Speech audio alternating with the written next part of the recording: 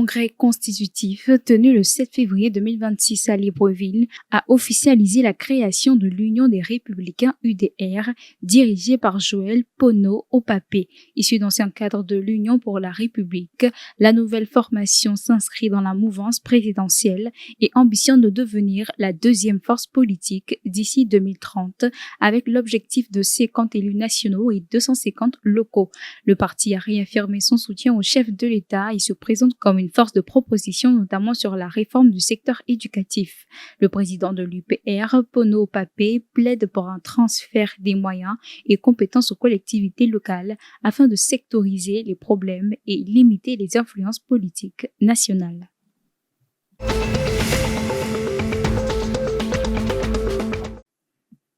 La Guinée équatoriale et le Nigeria ont signé un accord de coopération dans les télécommunications avec la société nigérienne BCN, visant à renforcer la souveraineté technologique et accélérer la transformation numérique africaine. L'initiative prévoit l'installation d'un câble sous-marin à fibre optique et la construction d'un centre de données commerciales, positionnant Malabo comme un acteur stratégique régional. Présenté comme une avancée vers une économie numérique inclusive, l'accord s'inscrit dans une vision panafricaine portée par les présidents Teodoro Obiang et Bola Tinubu.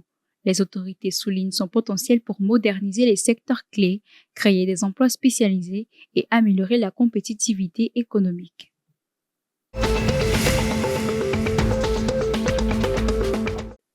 Le président Denis Sassou Nguesso a lancé le 7 février 2026 à Pointe-Noire le chargement de la première cargaison du projet Congo LNG Nguya, première unité flottante de gaz naturel liquéfié du pays. Fruit d'un partenariat stratégique avec le groupe italien Eni, cette infrastructure porte la capacité nationale à 3 millions de tonnes par an, renforçant la place du Congo parmi les grands exportateurs africains.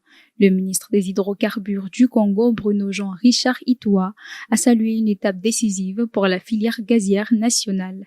Eni a annoncé un financement de 25 millions de dollars pour des projets éducatifs, confirmant l'impact économique et social du projet.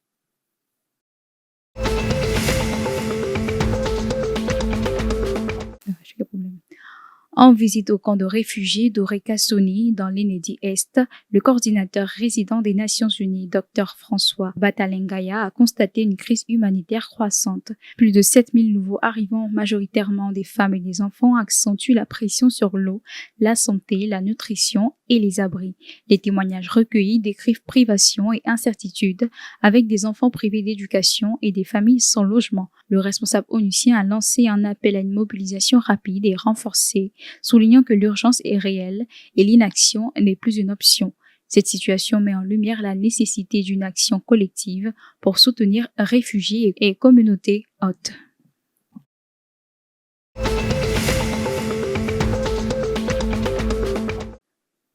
La Guinness Super League a démarré le 7 février 2026 avec une première journée animée sur les stades du pays. À Yaoundé, l'équipe FC a écrasé Authentique FC 5-1, affirmant ses ambitions. À Douala, Cyclone FC s'est imposé face à Vision FC 1-0, tandis que AS Dibamba et Itambong FC ont fait match nul de 1 partout. À Garoua, Agay FC et Amazon FC se sont neutralisés dans un duel spectaculaire de 3 partout.